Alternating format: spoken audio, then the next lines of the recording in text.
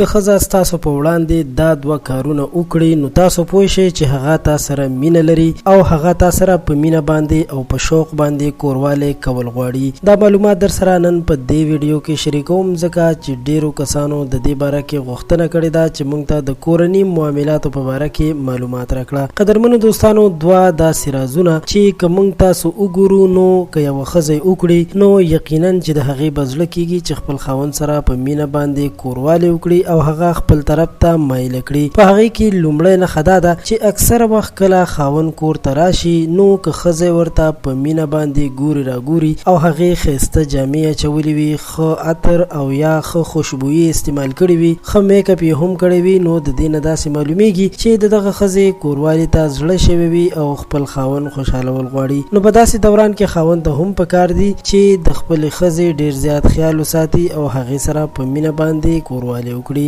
دویم هغه وخت وي چې کله خاوند خپلې ښځې ته په ډېره مینه باندې یو تحفه راوړي نو ښځه هم فکر کوي چې خاوند مې زما انتهایی ډېر خیال ساتي او رښتیا هم چې زه پرې ګرانه یم ځکه چې هغه زما لپاره دومره ښکلې تحفې راوړي. نو هغه هم بیا د خپل خاوند هره خبره مني او په ډېره مینه باندې هغه سره ژوند تیروي. قدرمنو دوستانو، ژوند د یو داسې خوشحالۍ نوم دی که په مینه باندې تیر کړی شي نو ډېره ښه خبره ده، ځکه چې که ژوند په غمونو تکلیفونو باندې انسان تیروي او که په خوشحالۍ تیروي نو هسې هم تیریږي. پکار ده چې په خوشحالۍ باندې تیر کړی شي ځکه چې د نن سبا په دور کې 2 ساعته په خوشحالۍ تیریدل هم لوی غنیمت دی. که ستاسو دا ویډیو خوښه شوې وي نو ضروري لایک کړئ، خپل کمنټ را سره هم لاندې په کمنټ باکس کې شریک کړئ او زموږ چینل پښتو پوسټ هم سبسکرایب کړئ. ډیره مننه.